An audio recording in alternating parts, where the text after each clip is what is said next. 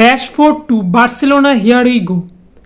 আমরা আগের ভিডিওতে ডিসকাস করেছিলাম after Nico Williams Barca Luis Diaz বা র‍্যাশফোর্ডের কাছে যাবে, অ্যান্ড তাই হলো।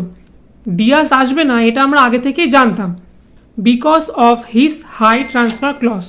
সেখানে র‍্যাশফোর্ডে ক্লজ কম আছে, আর বার্সা লোনে নেবে, তাই আরও ভালো। But maybe things gone wrong. Which position Rashford should play?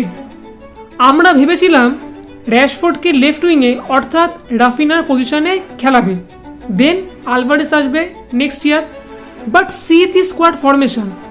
শোনা যাচ্ছে হানসি ফ্লিক খেলাবে র‍্যাশফোর্ডকে অ্যাজ এ স্ট্রাইকার, মানে লেভানডস্কির জায়গায় অ্যাজ এ সাবস্টিটিউট। রাফিনাকে তার জায়গাতেই খেলাবে হানসি ফ্লিক।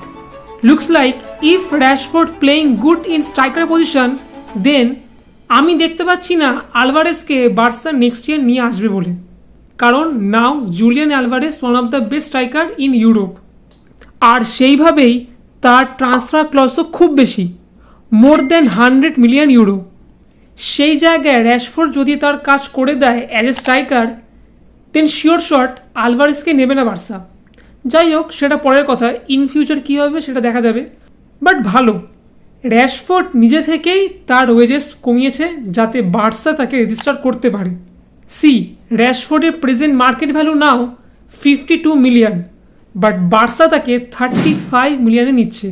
জানি এটা লোন ডিল, বাট তবুও নিজে থেকে সে বার্সায় ক্লাবে আসতে চায়। আনলাইক সামওয়ান আসবে বলে আগের ওয়েজেস 4x বাড়িয়ে আগের ক্লাবে স্টে করে। ফরগেট ইট।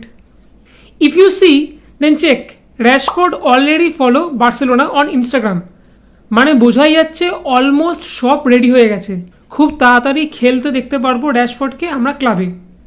আর তোমরা বলো, তোমরা কতটা খুশি র‍্যাশফোর্ডকে বার্সায় দেখে, নাকি তোমরা অন্য কোনো প্লেয়ারকে এক্সপেক্ট করছিলে? Do opinion comments, and also don't forget to subscribe. By.